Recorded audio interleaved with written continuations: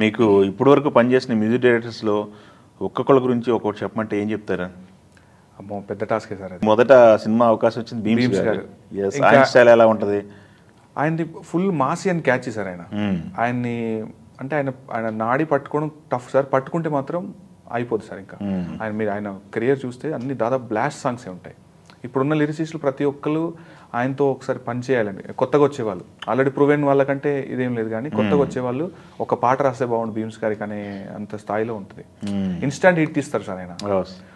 So is like my elder brother sir. First నన్ను పరిచయం చేసి నన్ను నమ్మిన మొదటి వ్యక్తి అయినా. సినిమా పాట రాయగలుగుతాడు, సినిమా పాట ఎలా రాయాలో కూడా నేను ఆయన దగ్గర నేర్చుకున్నాను యాక్చువల్లీ. ఓకే, మీది కాకుండా మీకు బాగా నచ్చిన ఈ మధ్య కాలంలో బాగా నచ్చిన పాటలు?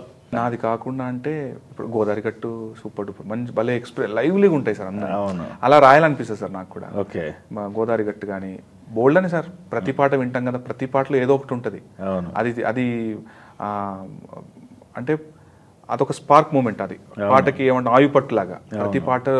ఇదే మీను అనే సాంగ్ లైవ్లీగా అంటే మాటలు మాట్లాడుకున్నట్టుగానే అది మంచి అనిపిస్తుంది సార్. అలా రాయాలి లైవ్లీగా. మ్యూజిక్ డైరెక్టర్లో ఎవరంటే ఇష్టం బాగా? ఎవరి పాటలు ఎక్కువ వినేవాళ్ళు మీరు ఇండస్ట్రీ రాకముందు కంటే మణిశర్మ గారి సార్ బాగా.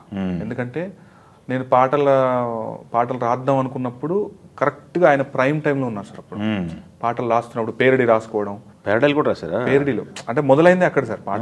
పాటలు పుస్తకాలు ఉండేవి. అవును, అప్పుడు క్యాసెట్లు చిన్నతనంలో ఒక 3-4 తరగతి 5వ తరగతి ఆ టైంలో పాటల పుస్తకాలు క్యాసెట్లు ఎక్కువ. సో క్యాసెట్లో మనకి ఇంట్లో ఫెసిలిటీ లేదు, క్యాసెట్ టేప్ రికార్డర్ లాంటిది. బయట ఎక్కడో టీ కొట్టు కానీ లేదంటే సైకిల్ షాప్ దగ్గర పాటలు పెట్టేవాళ్ళు. అప్పుడు బాగా నడుస్తున్న చక్రి గారి పాటలు, మణిశర్మ గారి పాటలు, దేవిశ్రీ ప్రసాద్ గారి పాటలు. వీటితో పాటు కొంత రెహమాన్ గారి పాటలు, రెహమాన్ గారి పాటలు కొన్ని తెలుసు, రాజా గారి పాటలు అన్నీ తెలియకపోయేది, బట్ వినేది. ఎప్పుడైతే పూర్తి స్థాయి లిరిసిస్ట్గా మారినప్పుడు అప్పుడు అన్ని పాటలు వినడం మొదలుపెట్టే ఎక్కువ. బట్ నేను పాటలు రాద్దామని ఇది చేసినప్పుడు మాత్రం ఇంపాక్ట్ మణిశర్మ గారివి, చక్రి గారివి ఎక్కువ పాటలు సార్. ఓకే, ఎక్కడి నుంచి వచ్చారు మీరు? వరంగల్. ఓకే, చదువుకుంది BTech, B pharmacy sir, Kakatiya university. జాబులు చేశారా? చేశాను సార్ జాబులు. ప్రేమం వరకు చేశాను సార్. ప్రేమం వరకు థర్డ్ పార్టీ ఇన్సూరెన్సెస్ ఉంటాయి కదా, అప్పుడు అందులో చేశాను. ప్రేమం తర్వాత సరిగా బ్రేక్ తీసుకుందాము, బ్రేక్ కాదు కానీ ఒక ట్రై అవర్ లక్, ఎంత దూరం అయినా పడదాం ఖచ్చితంగా డిసైడ్ అయిపోయి అదే ఇక అప్పుడు ఫిక్స్ అయిన దారి సార్ ఇది. రెమ్యునరేషన్లో ఎట్లా ఉంది పరిస్థితి? ఇప్పుడు వెరీ హ్యాపీ సార్. మంచి రెమ్యునరేషన్ వస్తున్నాయి.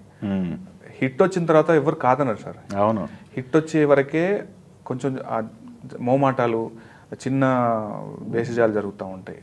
బట్ యునానిమస్ హిట్ ఇచ్చిన తర్వాత ఇక తిరుగులేదు సార్. ఇప్పుడు నేనైతే ఎప్పుడు ఎక్స్పెక్ట్ చేయని రెమ్యునరేషన్లు ఇస్తున్నారు ఇప్పుడైతే. Okay, very happy. మీ ఫ్యామిలీ బ్యాక్గ్రౌండ్లో ఎవరన్నా ఉన్నారా సినిమా ఇండస్ట్రీలో? ఎవరు లేరు సార్. ఎవరు లేకుండా వచ్చారు? ఎవరు లేరు. మా చుట్టుపక్కల ఏరియాలో కూడా ఎవరు లేరు. బోస్ గారికి మా ఊరు 30 కిలోమీటర్లు ఉంటుంది సార్. చంద్రబోస్ గారు ఒక రకంగా ఆయన ఇన్స్పిరేషన్ మీకు ఇండస్ట్రీ రావడానికి. ఎందుకంటే ఒక చిన్న పల్లెటూరు నుండి వచ్చి ఆస్కార్ దాకా, అంటే అప్పుడు ఆ రోజు ఆస్కార్ అనేది లేదు కానీ లేదు. అవును, ఆయన కొంతకాలం మా పక్కనూరు అని తెలియదు నాకు. బట్ తెలుసుకున్న తర్వాత అమేజ్ అయిపోయి, ఏంటి ఈయన ఇక్కడ నుండి వెళ్ళి అంత దూరం వెళ్ళి రాఘవేంద్రరావు గారు, ఎంఎం కీరవాణి గారు, చిరంజీవి గారు, ఏంటండి ఇది అనుకున్నా.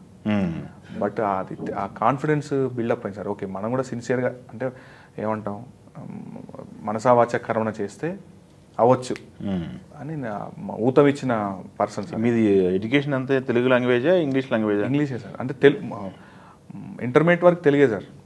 ఒక బీ ఫార్మసీ ఇంగ్లీష్ మీడియం తప్పదు కాబట్టి. అయితే తెలుగు మీద నాకు ఎక్కువ మమకారం కాబట్టి నేను పర్సనల్గా నేర్చుకున్నాను. సాహిత్యం కానీ, పుస్తకాలు చదవడం, పాటలు వినడం ఎక్కువ. అన్ని లాంగ్వేజ్ పాటలు వింటాను. ఏదో పాటలో ఏదో మనల్ని కదిలిస్తుంది కంపల్సరీ. అలా అక్వైర్ చేసుకున్న నాలెడ్జ్ సార్ మనకు ఇంట్లో కానీ చుట్టుపక్కల కానీ ఎక్కడ లేదు. ఓకే, ఇంకా వరంగల్ అనేసరికి కొంచెం సాహిత్యపు వాసన ఎక్కువే ఉంటుంది సార్. కొంచెం కమ్యూనిటీ పల్లె పాటలు, జానపదాలు బాగా ఇది కాబట్టి మేబీ ఆ వాసన కూడా కొంత ఉండొచ్చు.